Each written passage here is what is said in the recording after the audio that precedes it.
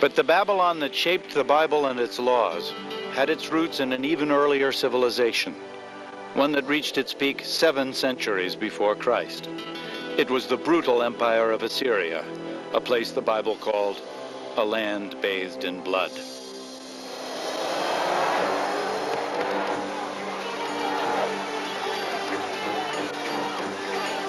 Deadliest of all Mesopotamian armies to sweep through the ancient world were the Assyrians.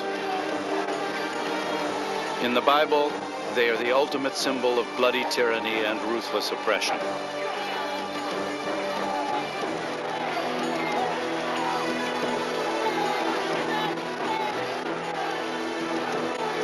A 100 years before Nebuchadnezzar took the Israelites captive in Babylon, the Bible tells us the Assyrian king Sennacherib attacked the lands of the Israelites.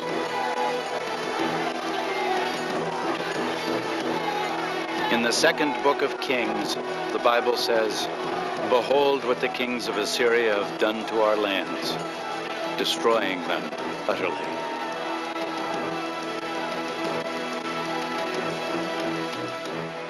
The Assyrians were ruled by despotic kings. They believed in absolute power. Now, absolute power means control, and absolute power almost invariably is kept in power by military efficiency and might. And the Assyrians maintained an enormously powerful and efficient war machine. And on the walls of Assyrian kings' palaces were the chronicles of some of their expeditions, written in vainglorious, grandiloquent terms. The Assyrians, they would take a city, and they would stack up the heads of the leading citizens outside the gate, or they would take the king of the city and flay him alive and nail his skin to the wall, or something like that. But everybody did that. Assyrian power, symbolized by the royal lion hunt, lay in the hands of merciless warrior kings.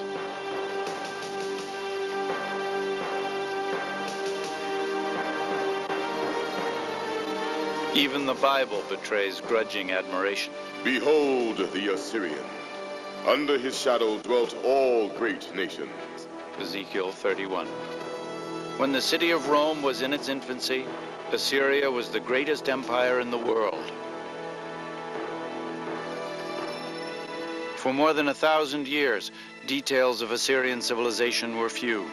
Even its great capital city of Nineveh was unknown to the modern world. Then, in 1852, these desolate ruins were explored by British archaeologist Austen Henry Layard. What Layard found here in northern Iraq was nothing less than the royal palace of Nineveh, an unspoiled treasure of Assyrian civilization. Tunneling like a miner through the earth, Layard uncovered great winged bulls and spectacular artistry, hidden from human view for a millennium. The world was stunned and excited by his breakthrough. Nineveh was another biblical city found, yet more confirmation of the Bible's historical accuracy. But the most momentous of Layard's discoveries was the great library of Nineveh,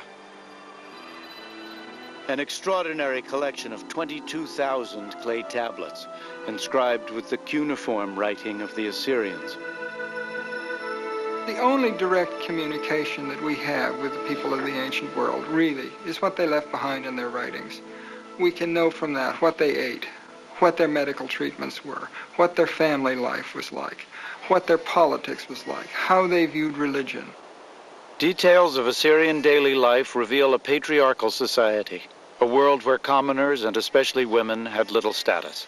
Every Assyrian woman, once in her early life, before marriage, would go to the temple of Ishtar, and she would sit on the steps, and she would wait there until some man came along and dropped a coin on the hem of her dress, and then she would go inside with him and do her thing, and that was it.